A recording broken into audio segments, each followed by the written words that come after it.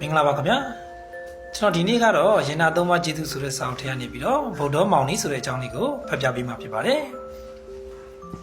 ဒုတိယကမ္ဘာစစ်မတိုင်မီကဖြစ်ပါတယ်မောင်နီကရေသမားတစ်ဦးဖြစ်ပါတယ်သူ၏ဦးလေးကနိုင်ငံကျော်မစိုးရင်ဆရာတော်ဘုရားကြီးဖြစ်ပါတယ်ဆိုဆုံးမရခက်ခဲနေလို့မို့ဆရာတော်ဘုရားကြီးကနေပြီးတော့မင်းငါတူလို့လည်းမပြောနဲ့ငါเจ้าလည်းမလာနဲ့လို့အမိန့်ထုတ်ခဲ့ပါတယ်အရက်တောက်တဲ့သူမလုံရဲတဲ့အကုသိုလ်ဆိုတာမရှိဘူးကွာ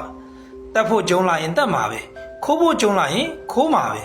ကဲမင်းအရက်ကိုပဲဖြတ်မလားငါကိုပဲဖြတ်မလားဆိုပြီးတော့မိန့်လိုက်ပါတယ်ဒီအချိန်ကနေစပြီးတော့မောင်နီတယောက်မစိုးရင်ကြောင်းဘက်ကိုခြေဥတော်မလှည့်နိုင်တော့ပါဘူး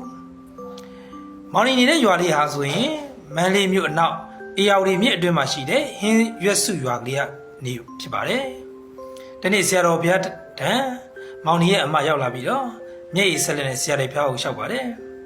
မောင်နီတော့ရွာကဘုရားဘွဲ့မှာလူတက်မှုနဲ့အချုပ်ခံနေရပါတယ်ဗျာသူ့ကိုမေးတော့သူတက်တာမဟုတ်ဘူးလို့ပြောပါတယ်ဗျာလို့လျှောက်တင်ပါတယ်ဟဲ့သူ့ဟာသူလူတက်လို့မိုက်လို့အချုပ်ခံရတာထောင်ကြတာဘာတတ်နိုင်ပါလဲရိုးသားသားလှုပ်ရှားလို့မရှိရင်လည်းငါကထောက်ပံ့တဲ့ထောက်ပံ့ရဲ့ပေးတယ်ပေးရရဲ့မသိလေသိအောင်ဆုံးမလေရဲ့လို့ဆရာတော်ဘုရားရဲ့မိပါတယ်သူအကြောင်းငါ့ကိုလာမပြောနဲ့တော့ငါတောင်းလဲကုန်ပြီငါလည်းမတတ်နိုင်ဘူးဆရာတော်ဘုရားရဲ့ဒုမလည်းအာကိုရမရငိုယို၍ပင်ပြန်သွားရပါလိမ့်တော့တယ်မကြမီမှာပဲမောင်နီဟာလူတက်မှုနဲ့တည်တံကျိုးမိတ်ပြေးခံရပါတယ်တို့မိစ္ဆာကြားပြီးကြတဲ့ကမောင်နီဟာရုတ်တရက်မေ့မျောသွားပါတယ်ဆွေမျိုးတွေအားလုံးလည်းယူကြုံမရနဲ့အာကိုရမယ်ဖြစ်နေပါတယ်အမားလို့သူလည်းမောင်အတွက်ထောင်ချုပ်ကြီးတို့သွားကထမင်းနေ့စဉ်ပို့ဆောင်နေရပါတယ်ထမင်းပို့လာသူအမထံမောင်နီတီတပြည့်၍လှမ်းလာပါတယ်တန်နိုင်ရဲ့ပြင်ဘက်မှာထမင်းတို့ကပြီးစောင့်နေတဲ့အမကနေပြီးတော့မောင်နီကိုမြင်လိုက်တဲ့အခါမှာယူကျုံမရပြီးတော့လှိုက်လဲပြီးတော့ငိုးနေပါတော့တယ်ကျိုးမိန်ကြလို့နှစ်ရက်သာရှိပါသေးတယ်မောင်နီမှာပိန်လို့ချုံလို့နော်အရိုးပေါ်ရေတင်ကိုဖြစ်နေတော့တာပါပဲကျိုးပေးရတပတ်ခန့်အလိုပဲရှိပါသေးတယ်ကျိုးမပေးသေးခင်ကပဲမောင်နီဟာတည်တော့မဲ့အလားဖြစ်နေပါတယ်အစားလဲစားလို့မဝင်အင်းအားလည်းလုံးဝမရှိပါဘူးတန်နိုင်ပေါက်ကြားနေပြီးတော့သူ့အမလှမ်းလာတဲ့ထမင်းတို့ကိုမယူနိုင်မဲနဲ့အမကိုဖက်ရက်ပြီးတော့ငိုယိုးနေပါတော့တယ်သူတို့မောင်နှမနှစ်ယောက်လည်းမိဘတွေကဆုံးပါသွားဆွေမျိုးသားချင်းတွေတော့ရှိပါရဲ့ဆွေမျိုးသားချင်းတွေရဲ့ဆုံးမစကားတွေမိဘတွေရဲ့ဆုံးမစကားတွေဦးလေးဖြစ်သူရဲ့ဆုံးမစကားတွေအမဖြစ်သူရဲ့ဆုံးမစကားတွေကိုနားမထောင်ငယ်ပြီလို့အခုလိုဖြစ်တာပါဆိုပြီးတော့မောင်နီနောင်တရနေပါတော့တယ်မောင်နီတယောက်နောင်တကြီးစွာနဲ့ဖြစ်နေတာကိုအမကလည်းကုငိုယုံကလွဲပြီးတော့ဘာမှမတတ်နိုင်တော့ပါဘူးအမကဒီထမင်းတုပ်ထဲကဒီထမင်းတုပ်လေးကိုယူပြီးအားရှိအောင်စားပါလို့ပြောပြီးမယ်မောင်နီတယောက်အမရဲ့ထမင်းတုပ်ကိုတော့ပြန်ယူသွားအမကျွန်တော်ကိုစိတ်ပြီးစိတ်ကြီးတော့သင်ပေးပါဆိုပြီးတော့သူ့အမကိုပူဇော်ပါတယ်သူ့အမလို့သူကလည်းစာပေကမတက်တဲ့ခါကျတော့စိတ်ပြီးတော့ပေးနိုင်ပါရဲ့ဖះစာကငါမသိဘူးဘယ်လိုလုပ်ရမလဲမင်းငယ်တုန်းကကြောင်းတက်ခဲ့တုန်းကသင်ခဲ့တဲ့ဖះစာလေးကိုရွတ်ဆိုပြီးတော့ပြန်ပြီးတော့လေ့ကျင့်ကြည့်ပေါ့လို့ပြောပါတယ်ကဲစိတ်ပြီးတော့ရော့ဟေးဆိုပြီးပေးထားခဲ့ပါတယ်အမမပြောမိခင်ကပဲမောင်နီတယောက်နေရောညပါဆိုကြည့်ပါသေးတယ်တခါမှအမီးမောက်တဲ့အောင်ဆိုလို့မရပါဘူးကျောင်းစာတွေဆိုတာကျောင်းမှာကျက်ပြီးတော့ကျောင်းကိုပြန်သွားပါပြီမောင်နီတယောက်ဒီလိုနဲ့ပဲချိန်ကြီးကုန်တာပေါ့သူ့အမကနေပြီးတော့အမတို့ငငယ်တုန်းကအမေနဲ့ဥပုသ်ဆောင်လိုက်တုန်းကဆရာတော်ဘုရားကြီးဟောတယ်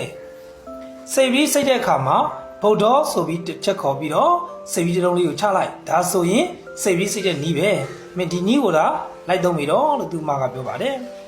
မောင်နီတယောက်စိတ်ပြီးကိုယူထမင်းတဲ့ကိုတော့ပြန်ပေးလိုက်တယ်ထောင်ချုပ်ကြီးထဲမှာပဲအစာတွေမစားနိုင်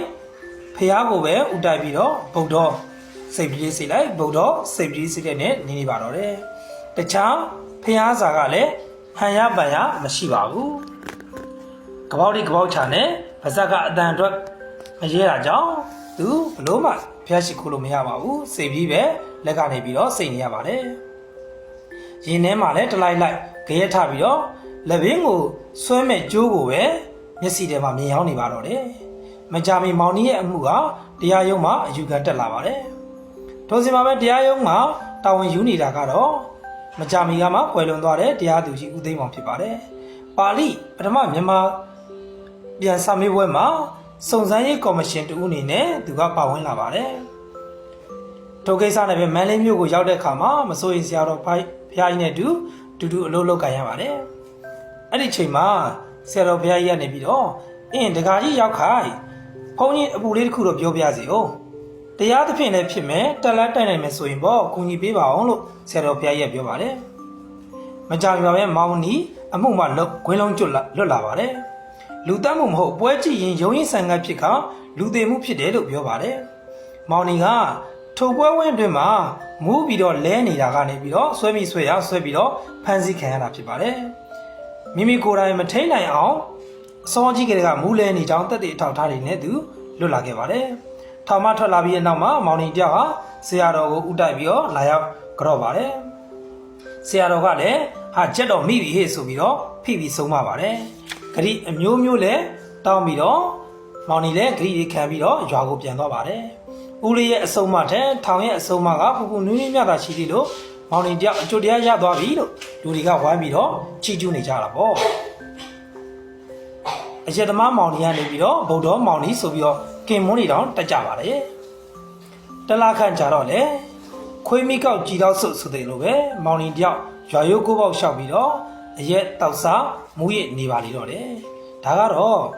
ဗုဒ္ဓမောင်နီဆိုတဲ့အကြောင်းလေးကိုဖတ်ပြပေးရခြင်းဖြစ်ပါတယ်နောက်ဗီဒီယိုတွေမှာလည်းနောက်ထပ်ဒီလိုမျိုးလေးနားထောင်နေသေးတဲ့ဆိုရင်ဆက်လက်ပြီးကြည့်ရှုပြီးဖို့တိုက်တွန်းလို့ဆိုပါတယ်အားလုံးပဲကျေးဇူးတင်ပါတယ်ခင်ဗျာ